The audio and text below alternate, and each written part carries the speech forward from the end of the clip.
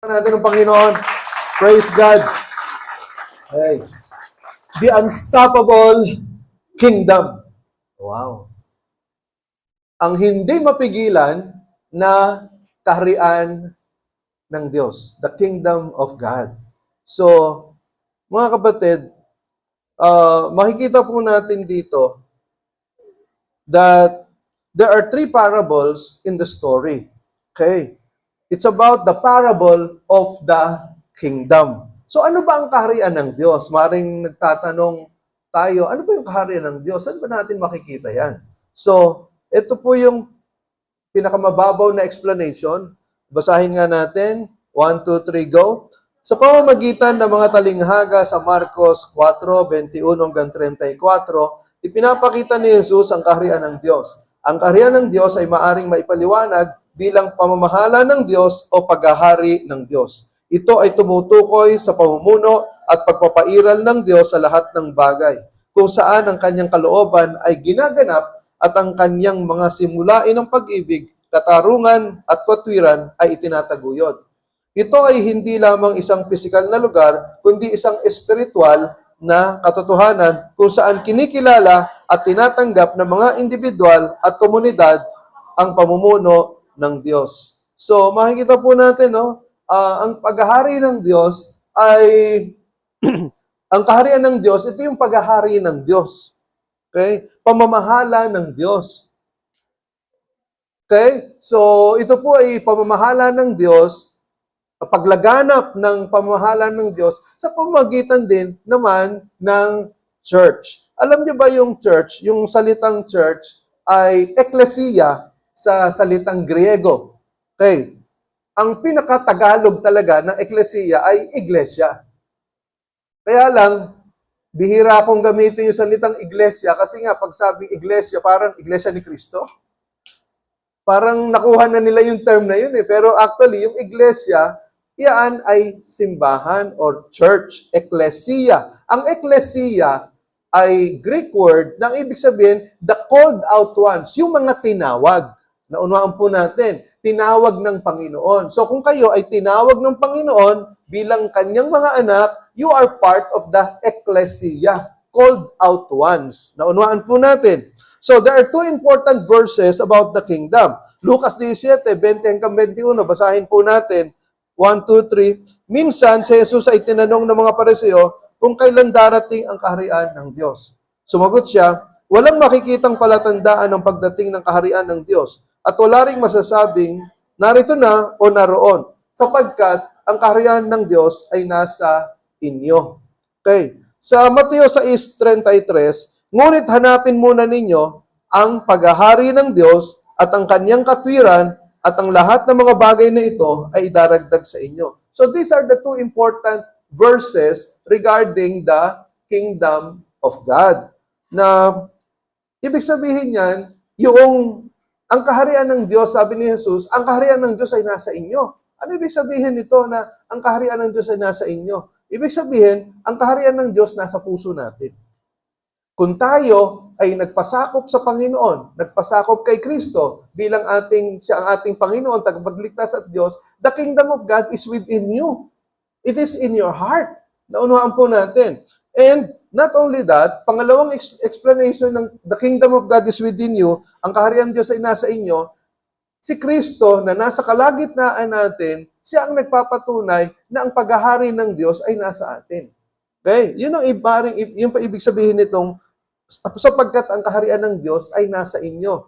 If the Lord Jesus Christ is within us, then we have the kingdom of God. Okay. Sa Mateo 6:33, kaya napakahalaga po nito, mga kapatid, na hanapin muna ninyo ang paghahari ng Diyos at ang kanyang katwiran at ang lahat ng mga bagay na ito idaragdag sa inyo. Alam po niyo, this is the principle of prosperity and success in the Bible. Napakaganda nitong Matthew 6:33. In fact, this is my life verse. Pag sinabing life verse, ito yung talata sa Bible na talagang pinangahawakan mo na para bang sabihin mo na ito yung pinakapaborito mong talata sa Bible. And this is my most favorite verse in the Bible. Matthew 6:33. Sa English, seek first the kingdom of God and His righteousness, and all these things will be added unto you. Sabihin, hanapin nyo muna yung paghahari ng Diyos sa inyo. Unahin mo muna ang paghahari ng Panginoon sa buhay mo. Naunawaan po natin. Kapag inuna mo yung paghahari ni Kristo, paghahari ng Diyos sa buhay mo, ang sabi dito, ang lahat ng bagay idadagdag sa inyo.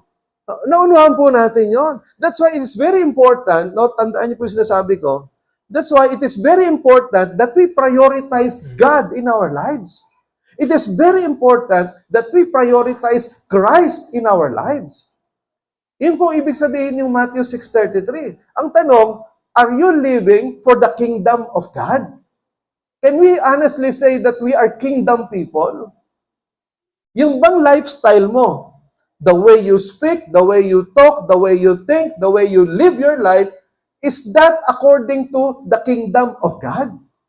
Naunawaan po natin, pinaparangalan mo ba, inuuna mo ba ang paghahari ng Diyos sa buhay mo?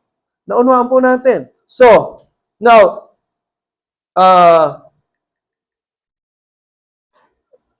yung first parable, it is about the parable of the lamb or the people of the kingdom. Basahin po natin. Okay, Mark 4:21-25. 1, 2, 3, go. Then Jesus asked them, would anyone light a lamp and then put it under a basket or under a bed?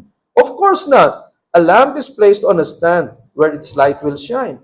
For everything that is hidden will eventually be brought into the open, and every secret will be brought to light. Anyone with ears to hear should listen and understand. Then he added, pay close attention to what you hear. The closer you listen, the more understanding you will be given, and you will receive even more. To those who listen to my teaching, more understanding will be given. But for those who are not listening, even what little understanding they have will be taken away from them. So, ano po ibig sabihin nitong parable of the lamp? Parabola ng ilawan. Ang sabi dito, meron bang nagsindi ng ilawan at tinakpan ng basket? Meron bang nagsindi ng ilawan at inilagay ito sa ilalim ng higaan? Naunahan po natin. Ang tawag din sa English, rhetorical question. Ibig sabihin, yung rhetorical question ito, yung bang isang tanong na alam mo yung sagot, na kahit hindi mo sabihin yung sagot, alam mo yung sagot nasa isip mo. Na parang common sense eh. Ito yung mga tanong na common sense na may nagsindi ba ng lampara tapos tinakpan ng basket? Meron bang nagsindi ng lampara, ng kandila, inilagay sa ilalim ng higaan? Naunawaan po ninyo? Ano ibig sabihin ng Panginoon dito sa parabola na ito? Tayo bilang mga anak ng Diyos, if you consider yourself a child of God, anak ka ng Diyos, liwanag ka ng Panginoon. Ngayon, kung bilang liwanag ng Panginoon, anong gagawin mo sa liwanag na ibinigay sa iyo ng Panginoon? Itatago mo ba yan? Magtatago ka ba na, oy, huwag kayong lumapit sa akin, huwag kayong lumapit sa akin, ayoko kayong liwanagan, gusto ko kayo sa dilim. Meron bang ganon? Hindi. Dahil liwanag ka ng Panginoon, pumunta ka sa dilim para magbigay ka ng liwanag. Naunawaan po natin. That's your purpose. And the second interpretation of this lamp is the Word of God. Okay. So kaya kung babasahin po natin dito, ang sabi dito, for everything that is hidden will eventually be brought into the open, and every secret will be brought to light. Ibig sabihin, yung salita ng Diyos na dala-dala natin bilang mga liwanag ng Panginoon, listen to this, very important, the Word of God will give light to those who are in the dark. Yung salita ng Diyos ang nagbibigay ng liwanag sa mga taong nabubuhay sa kasalanan. Kaya ang sabi dito, for everything that is hidden, anumang nakatago, ito ay mailalagay sa bukana or it will be brought into the open. Ilalagay sa liwanag. Lahat ng sekreto, mabubunyag. Naku, lupit, no? Nakakatakot pala yan. Ano ibig sabihin nito? The Word of God will reveal the secret sin in your heart. Kaya nga, nung isang araw may kausap ako, sabi sa akin, Pastor, ako naman, hindi ako palabasan ng Bible, pero ako, nagpipreach ako. ang Holy Spirit ang nagtuturo sa akin kung anong sasabihin ko. Naku, hindi lang ako nakipagtalo kasi first time ko siyang nakita eh. Baka mag-away pa kami. Pero sabi ko sa kanya, Brad, mahalaga din nagbabasa ng Bible. Kasi alam niyo, listen to this, diyan nagsisimula yung mga kulto. Na yung sarili mo lang interpretation na hindi mo alam, hindi mo inaaral yung Bible, mali-mali na pala yung interpretation mo.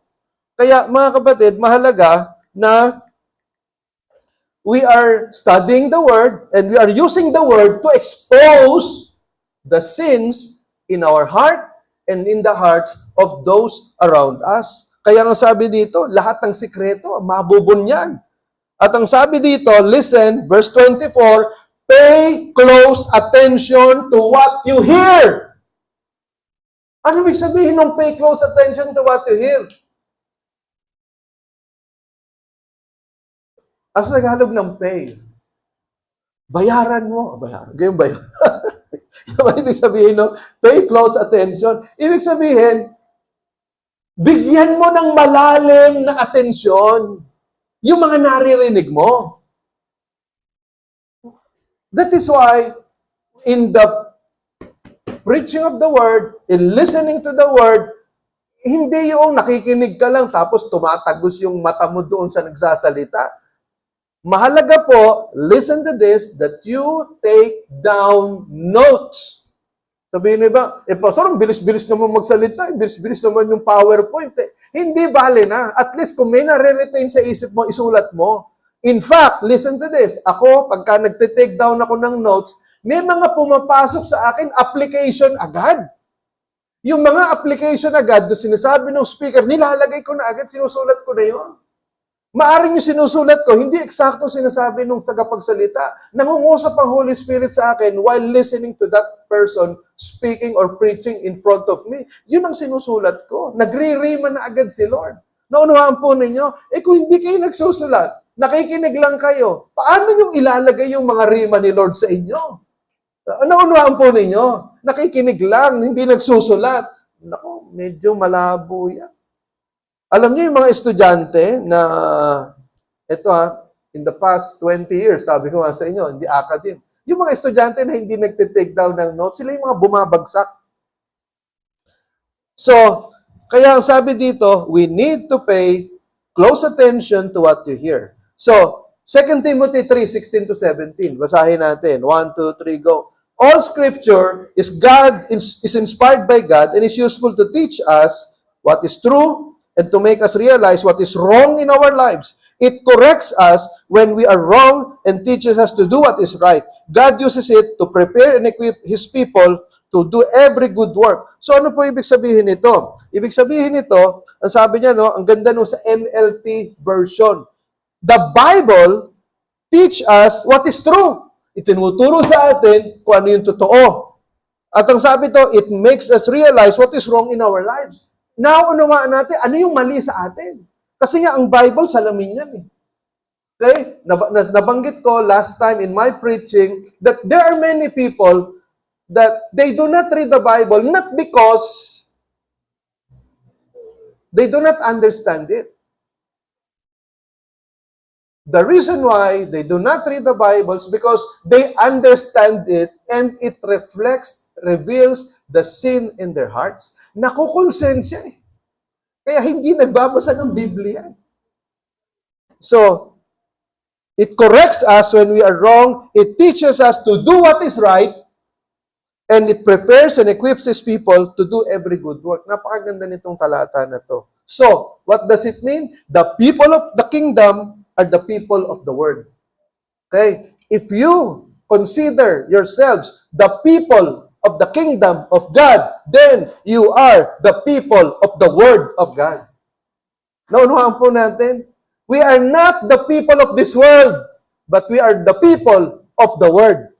Naunuhan po natin. That's why you need to love the Word of God.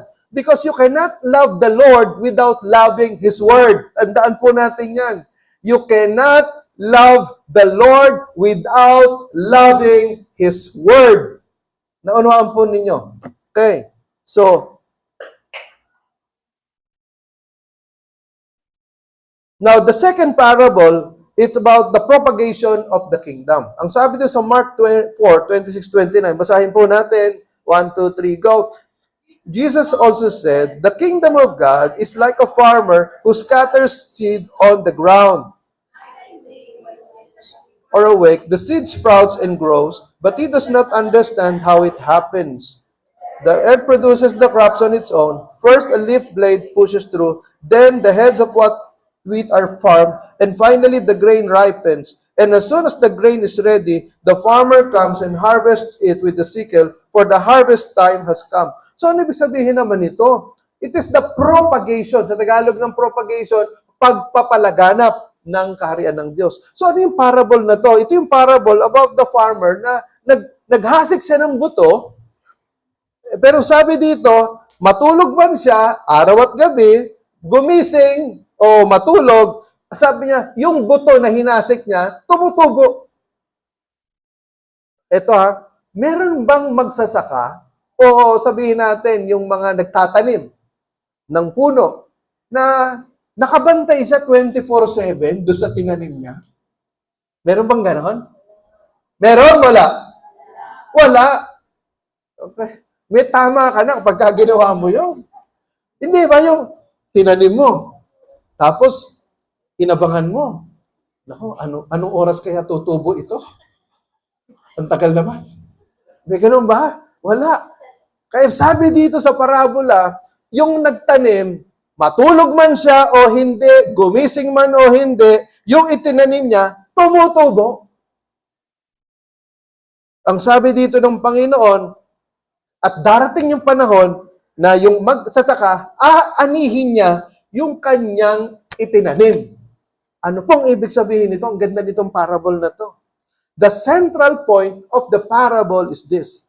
It is God who makes the kingdom grow, not us. Yung kaharian ng Diyos, siya ang nagpapalago. Okay? Tayo, nagtatrabaho lang tayo. Nagtatanim, nagdidilig, naglalagay ng pataba, pero ang Diyos ang nagpapalago. Naunuhan po natin. So, tingnan niyo 1 Corinthians 3:6-9. Basahin po natin. 1, 2, 3, go. I planted the seed in your hearts, and Apollos watered it, but it was God who made it grow. It's not important who does the planting or who does the watering. What's important is that God makes the seed grow. The one who plants and the one who waters work together with the same purpose, and both will be rewarded for their own hard work. Ito po, ang konteksto nitong Korinto ganito. Yung mga taga-church sa Korinto, nag-aaway-away. Sabi nila, ako kay Apollos ako. Ako kay Pablo ako. Meron pa nga nagsabi, ako kay Pedro. Ang iba nagsabi, ako kay Jesus. So, nagkanya-kanya na. Kasi ang gagaling nito, ang galing ni Apollos, ang galing ni Pablo. Yung mga miyembro, nahati ng loyalty. Kaya sabi ni Pablo, sandali. Ano ba kayo? Ako ang nagtanim. Ako ang nag-ebanghelyo sa inyo. Ako ang nagbigay ng gospel sa inyo. Pero si Apollos, siya ang nag-alaga sa inyo. Parang ganito, si Paul ang nag-church, nag-plant ng church, siya yung nagtayo ng simbahan, pero ang nagpalago, ang nagpastor, si Apollos. Kaya sabi ni Paul, I planted, Apollos watered, but it is God who made it grow. Ang Diyos ang nagpalago. Kaya ang sabi niya, kung sino ang nagtanim, sinong nagdilig, hindi importante yun eh. Ang importante, ang Diyos ang nagpapalago. Naunuhan po natin. Ito pa ang maganda. Yung nagtanim at yung nagdilig, pareho ang gantimpala sa langit. Naunuhan po ninyo. Okay, kaya ganito, meron talagang magagaling mag-share ng gospel. Magagaling yan. Gifted sila dyan. Walang taong nakakatanggi sa kanila. Ako, that is my gift. Bihira yung taong tumatanggi sa akin. Kahit anong dahilan yan, kaya kong baliin yan. I have a gift of evangelism. Pero meron mga tao na magaling mag-alaga, magaling mag-disciple. Maaring hindi sila kasing galing ko sa evangelism, pero mas magaling sila sa akin sa pag-aalaga. Naunuhan po ninyo. Pero pagdating sa langit, pareho kami ng reward. Naunuhan po natin. Okay? So, kaya, ang mahalaga, ginagawa natin kung ano yung obligasyon na binigay sa atin ng Panginoon. Amen? Palakpakan natin ng Panginoon. So, in application, we are tasked to work for the kingdom like farmers. We have a job to do to advance His kingdom. May trabaho tayo, may obligasyon tayo. If you are a people of the kingdom, you belong to the kingdom of God, you have a responsibility. Hindi ka lang tagabutas ng bangko. Sabihin mo sa katabi mo, hindi ka lang tagabutas ng bangko. Okay? May obligasyon ka. Sabihin mo, may obligasyon ka. May responsibilidad ka. Gawin mo yun. Yun, okay. Ang hirap magsalita ng walang kausap. No? Okay? So, kaya po, as part of the kingdom, we have a job to do. And God is the one who grows what we plant. He's the one who grows His church. We should be encouraged to know that our God is a sovereign God who grows His kingdom and nothing can stop Him. Ito maganda. Na walang pwedeng pumigil sa Diyos na palaguin yung kanyang kaharian. Naunawaan po natin. If we are doing our part, God will do His part. Ang tanong, bakit may mga simbahan na hindi lumalago? Kasi yung mga miyembro ng simbahan, walang ginagawa. Hindi nagtatanim, hindi nagdidilig. Anong palalaguin ni Lord? Wala kang itinanim. Wala kang dinidilig. Naunawaan po natin, you do your part and God will do His part. Kaya sabihin natin, Lord, nag-evangelize na po ako. Lord, nag-conquest na po ako. Lord, nag-consolidate na po ako. Lord, bahala na po kayo, Lord. Lord, may matigas po ang ulo dito, Lord. Bahala na po kayo. Batukan niyo po, Lord. Bigyan niyo po ng banal na batok. Ako, marami ko isinusumbong kay Lord. Kasi, dala-dala ko sa dibdib ko yan. Meron tayo mga miyembro na talagang sobrang tigas ng ulo. Isinusumbong ko yan kay Lord, yung mga taong yan. Hindi nyo lang alam. Baka isa na kayo sa naisumbong ko. So, kaya mga kapatid, no? Gawin natin kung ano yung mga responsibilidad natin sa Diyos. Now, tingnan niyo yung 1 Corinthians 15, 57 to 58. Basahin natin. But thanks be to God, He gives us the victory through our Lord Jesus Christ. Therefore, my dear brothers, stand firm. Let nothing move you. Always give yourselves fully to the work of the Lord, because you know that your labor in the Lord is not in vain. Ang ganda nito. Kung maintindihan lang natin ito. Salamat sa Diyos, ang sabi ni Pablo. Binigyan niya tayo ng tagumpay sa pamamagitan ni Jesucristo. Tagumpay saan? Tagumpay laban sa kasalanan, tagumpay laban sa tukso, tagumpay laban sa kahirapan, tagumpay laban sa mga problema sa buhay. Yun ang ibig sabihin nito. Kaya ang sabi ni Pablo dito, kaya nga mga kapatid, magpakatatag kayo. Huwag niyong hayaan na kayo ay maiusog, maibuwal, maitumba ng mga problema at mga pagsubok na ito, mga tukso, mga kasalanan. Lagi niyong ibigay ang sarili ninyo sa gawain ng Panginoon. Dahil, ang sabi dito, ang inyong pagpapagal ay hindi masasayang sa Panginoon. Okay? Amen?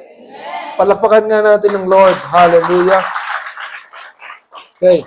Pangatlong parable, it's about the purpose of the kingdom. Una, the people of the kingdom, the propagation of the kingdom. Yung pangatlo, it is the purpose of the kingdom. Ano mas Tagalog ng purpose? Layunin. Ano ba ang layunin nitong kingdom? Basahin nga natin. Mark 4:30-34. 1, 2, 3, go. Jesus said, how can I describe the kingdom of God? To illustrate it, it is like a mustard seed planted in the ground. It is the smallest of all seeds, but it becomes the largest of all garden plants. It grows long branches, and birds can make nests in its shade. Wow, ang ganda. Alam niyo ba, nung unang panahon, in the Bible times, the smallest known seed is the mustard seed. Pero according to scientific findings, meron na daw mas maliit. Pero during this time, the smallest known seed, yung mustard seed, pag daw inilagay mo yung sa palad mo, halos hindi mo makita. Pag nakasapalad yan, parang malaki pa yung butil ng munggo. Parang siguro, kasing laki lang ito ng butil ng paminta na durog. Isipin nyo ha, pamintang durog. Ganong kaliit na halos hindi mo makita. Pero, kapag daw tinanim mo, in a matter of 12 weeks, or 3 months, or 4 months, 5 months, 6 months, tumataas ito ng 12 feet. Kaya inihuling tulad yung kingdom ng Diyos sa mustard seed na halos sa simula hindi mo makita, hindi mo maramdaman, hindi mo alam kung kung nasaan. Pero magugulat ka na lang, eto na, lumaki na, lumago na, ang dami na. Parang kabuti. At ang sabi doon, kapag lumago na yan, darating na yung mga ibon para maglagay ng bahay dito sa mga branches noong mustard seed, mustard tree. So what's the central point of the parable? Kaya ito po yun. The central point of this parable is that even though the seed of the mustard was the smallest known seed at that time, it could grow up to 12 feet with rich leaves and branches that birds could nest. And the mustard seed is the church. And the birds are the people who will benefit from the church. So, ano po ibig sabihin nito? The church belongs to the larger kingdom of God. And when the church is established, maraming dumarating na mga ibon, sumisimbolo sa mga taong nagkakaroon ng relasyon sa Panginoon, nababago ang buhay. Sino tong mga birds na to? Itong mga birds na to, tayo yon, ikaw yon. Ikaw yun na dating wasak ang buhay mo, pero nabago ang buhay mo, umayos ang buhay mo, nagkaroon ka ng peace of mind, nagkaroon ng peace in the family, nagkaroon ka ng magandang trabaho, nakatapos ka ng pag-aaral mo, umayos ang buhay mo, umayos ang takbo ng buhay mo, ng pag-iisip mo, ikaw yung nag-benefit doon sa mustard tree. You are part of the kingdom of God. You are one of the birds that nested in the mustard tree. Naunawaan po natin, yung mga taong lasenggo, mga basag, durog, bangag, wasak, sila yung mga binago ng Diyos. Naunawaan po natin. Ito yung mga dating mga homosexuals, mga rapists, mga mamamatay tao. Ito yung mga tao na mga kabataan nagpo-pornography, mga alipin ng kasalanan, alipin ng Dota, alipin ng ML, alipin ng mga computer, mga demonic computer games. Ito yung mga alipin ng mga horror movies. Ito yung mga palipat-lipat ng boyfriend, palipat-lipat ng girlfriend, yung mga nangangaliwa, mga sumasa kabilang bahay, ito yung mga taong binago ng Diyos. Naunawaan po ninyo. Ito yung mga dating mga sira ang buhay, pero binago ng Panginoon. Naunawaan po natin. Okay? So, that is the parable of the mustard seed. Na hindi mo nakikita sa simula, pero magugulat ka na lang. Ang dami nyo na. Kagaya nga no isang nagsabi sa akin na, sabi ko, mag-share kayo ng gospel. Nag-share daw siya ng gospel sa katrabaho niya. Sinagot siya ng ganito. Ang sabi sa kanya, kaya nyo naman ginagawa, nagpaparami kayo eh. Sabi, anong ginawa mo? Sabi, Pastor, ibalis na lang ako. Hindi ko alam kung sasagot ko eh. Sabi ko, balikan mo. Ganito sabihin mo, totoo, nagpaparami kami. Nagpaparami kami nang pupunta sa langit. Sabi ko, balikan mo ha. So, kaya mga kapatid, no, natutuwa ang Panginoon kapag yung kanyang kaharian ay lumalago. Now, how to advance the kingdom of God? Okay. Una, keep your light shining. Testimony mo, alagaan mo. Iayos mo yung patotoo mo. Baka yung mga kabataan natin dito, very active kayo sa church. Nag-a-usher kayo, at kumakanta kayo, at aktibo kayo sa church. Pero pagdating nyo sa school ninyo, mas malala pa kayo sa mga barkada nyo. Di ba nakakalungkot? Na hindi pagkalimbawa, in-invite mo yung klase mo sa church, magugulat, ay, born again ka pala! Sabihin ng kaklase mo, ako rin eh!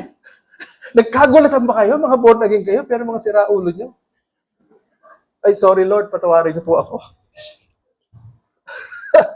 Hindi ha? Magkakagulatan kayo sa reunion.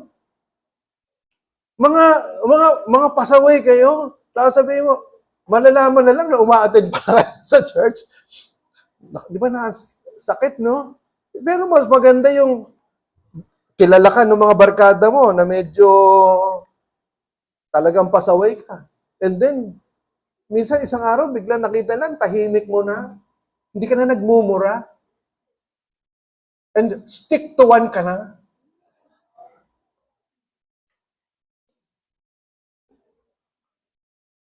Stick to the Lord ka na. Yun ang ibig sabihin nun. Stick to one Lord. Hindi ba magugulat? Sabihin mo, ano nangyari sa'yo? Anong nakain mo? Hindi ba ang gandang patutunan? Isama mo nga kami dyan. Pangalawa, invest in the study of the Word. Invest. Ibig sabihin, give more time in the reading of the Word. You study the Word of God because when you study the Word of God, it will make you grow in your faith. Kaya yung iba, mga kapatid, alam niyo, nakakalungkot, 10 taon na umaten ng church, pero wala pa rin pagbabago. Baby Christian pa rin. Nakakita na kayo ng isang 10 years old na bata, pero dumedede pa rin. Nakakita na kayo? Siguro, ano yun? Sabihin natin na, ano tawag doon? Special child. Special child. Hindi naman si Raulo. Special child. Meron ba special child dito? 10 years na kayong uma-attend dito, pero hindi pa rin kayo lumalago. Mga baby Christian ka pa rin. Ikaw pa rin yung ifina-follow up. Ikaw pa rin yung bang, Brad, sis, kumusta ka na? Pero 10 years ka na uma-attend. Ay, Brad, sis, may prayer meeting tayo. Attend ka naman. Sino yung nagpa-follow up? Yung kababaptize lang 6 months ago. Yung nakakatawa.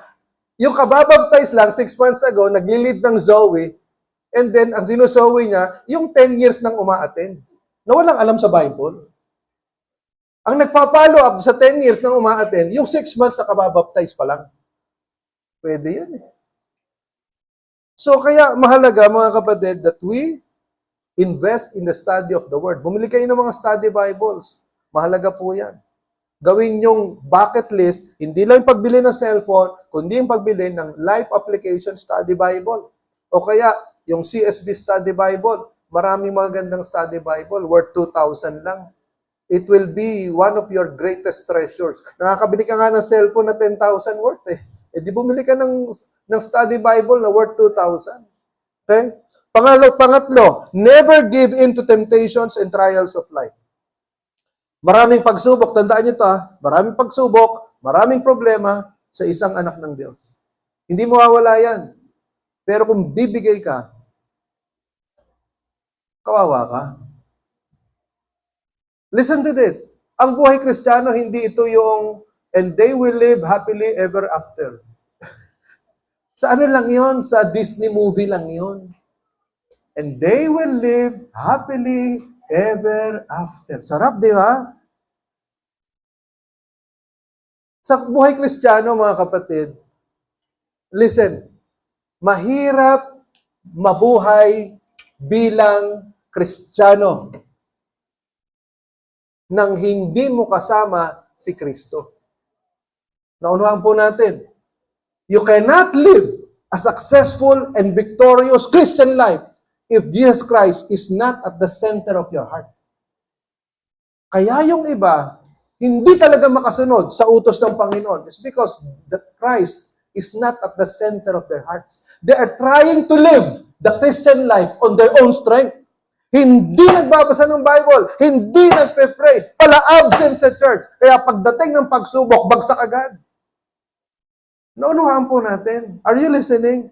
So, mahalaga po mga kapatid na you have to be strong. Okay? Never give in to temptation and trials of life. Tandaan nyo na lang, may mga taong nakapaligid sa inyo. May mga taong tumitingin sa inyo. May mga taong na ang lakas nila nanggagaling sa inyo. Pag nakikita ka, lumalakas sila. Ngayon, kung bibigay ka, paano na lang itong mga taong nakatingin sa inyo? Tandaan niyo mga Zoe leaders dito, ha? There are people looking up to you. Magpakatatag ka. Kaya nga yung Ephesians chapter 6 verse 10, be strong in the Lord and in His mighty power. And then, next is, go and share the gospel to your fans. Go and share the gospel to your fans. Okay? Mahalaga po ito. Kaya nga tayo, merong conquest. Make them a part of the kingdom of God. Do your part. Next is, disciple believers to grow in the Lord. Mag-disciple ka. Be a disciple and then disciple others. Okay? Next is, open your heart and your house for the Lord. Buksan mo yung puso mo, pati yung bahay mo, ipagamit mo sa Panginoon. Magtawag ka ng mga kapitbahay mo, mga kaibigan mo, mga dabarkads mo, sabihin, dito kayo, kainan tayo, pero bago tayo magkainan, mag-Bible study muna tayo, mag-Zoe muna tayo. 30 minutes lang to. Hindi ba ang sarap nun, yung bahay mo magiging lighthouse of the Lord? Naunawaan po natin. Okay? Kung lahat na lang ng mga bahay natin, ginagamit natin para sa Panginoon, hindi ba, kagaya nito, yung mga ilaw na to, kung isang ilaw lang yan, hindi kayang paliwanagin ito eh. Pero tingnan nyo, ilang ilaw yan? Na maliliit, mga 5 watts lang ang isa niyan. Pero yung 5 watts na yan, pinagsama-sama, ang liwanag, di ba? Naunuhan po ninyo, kung yung mga bahay natin, tayo mismo, mga puso natin, pinapagamit natin sa Panginoon, ang laking liwanag ang maibibigay natin. Naunuhan po ninyo. Eh baka mamaya kasama ka sa nagpapadilim. Baka pundido yung ilaw mo. Tingnan mo nga yung katabi mo, baka pundido na ilaw niyan.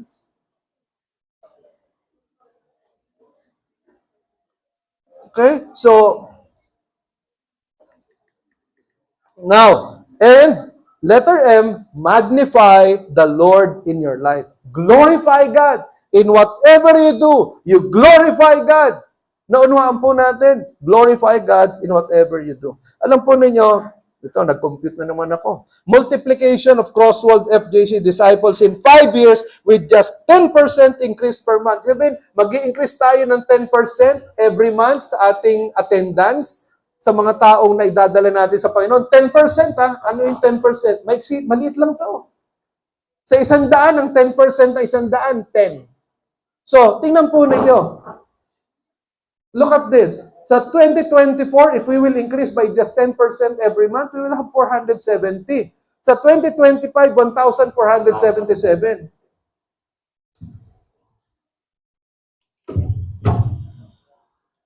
Sa 2026, we'll have 4,636. Sa 2027, 14,552. And 2028, 45,672. 10% increase per month. Napakaliit ng 10% per month. Naintindihan nyo ba? 10% lang yan.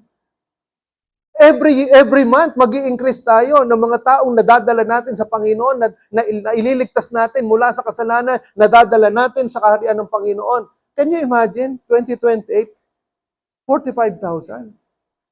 Eh sigurado, nasa Mall of Asia na tayo nito nag-worship. Naintindihan niyo ba?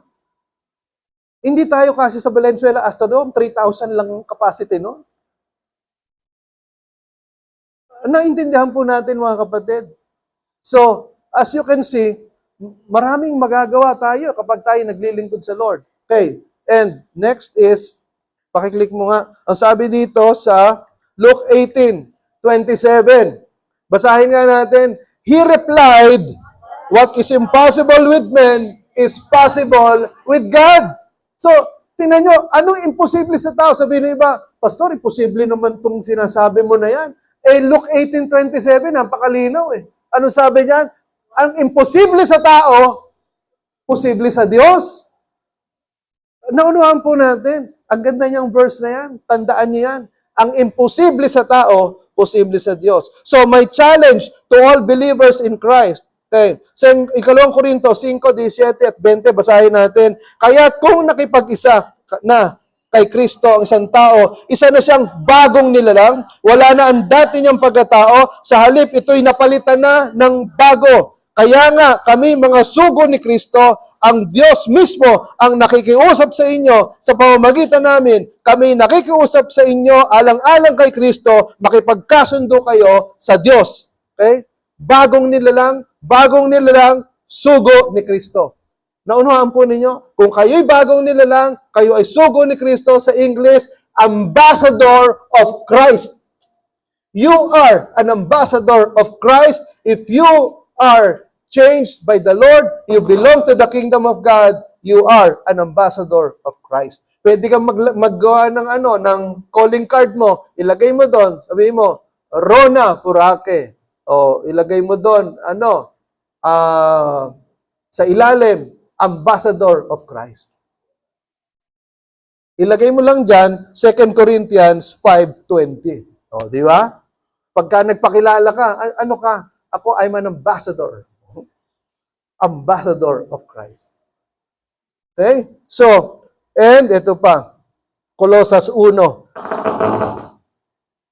Basahin natin. Lagi kayong magpasalamat sa Ama sapagkat minarapat niyang makabahagi kayo sa mga pangako ng Diyos para sa mga hinirang na nasa liwanag. Iniligtas niya tayo sa kapangyarihan ng kadiliman at inilipat sa kaharian ng kanyang minamahal na anak. Sa pamamagitan niya ay napalaya tayo, sa makatwid ay pinatawad ang ating mga kasalanan sa pamamagitan ng kanyang dugo. Ano ibig sabihin nito? Magpasalamat tayo sa Diyos. Bakit? Mga hinirang niya tayo na nasa liwanag. Inilagay tayo sa liwanag ng Panginoon. Tingnan niyo yung verse 30, napakaganda. Iniligtas niya tayo sa kapangyarihan ng kadiliman. Sa English, God rescued us from the darkness and transferred us to the kingdom of His Son. Ang ganda. Rescued from the kingdom of darkness and transferred to the kingdom of light, the kingdom of the Son of God. Kaya nga, sabi diyan, magpasalamat kayo sa ating Ama.